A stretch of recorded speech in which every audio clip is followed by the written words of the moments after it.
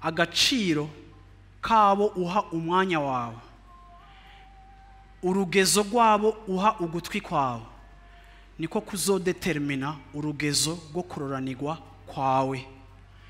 Abantu bamwe bapfa mu buzima ari bikuri kandi bari bafise potentiel, ariko juste kuko amatwi yabo bayahaye abantu badakwiye kuyaha.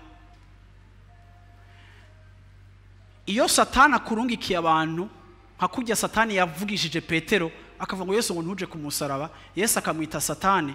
Iyo Satani akurungikiye abantu ntumenye kubita Satani, ukabita abajama n'abakuzine n'abantu mwakuranye, Satan s'arrange à ce que abo bantu batakwemerera kuja ku musaraba wawe.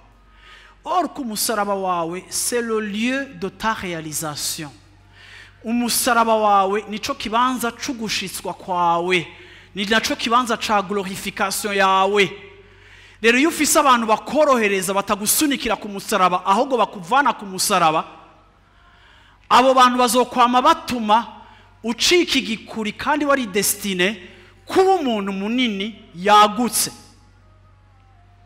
Nico gituma umuntu akijijwe ari spirituel atanegrija ama influence, ashira agira ico akoze ku buzima bwiwe. Sinshobora gufata à la légère ivyo numviriza. Nimba wumviriza uba mu maklub y'abantu buzuye amacakubiri, uravyumva uzosohoka nawe wumva ufise amacakubiri. Ico twumviriza kinuhisa domaine ya foi. Nico gituma umukristo ntanegrija amatwi yiwe ivyo yumviriza. Naho ufise duto canke tunini, umukristo ntanegrija abo yumviriza.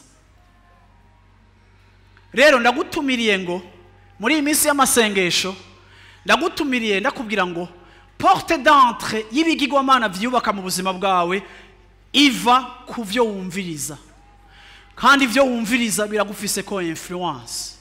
Harageze igihe yuko utanegrija domaine y'ivyuha amatwi, kugira ngo bikunde ubutunzi Imana yagushizemwo buja habona, bugira ico bumariye abakwegereye. Haleluya!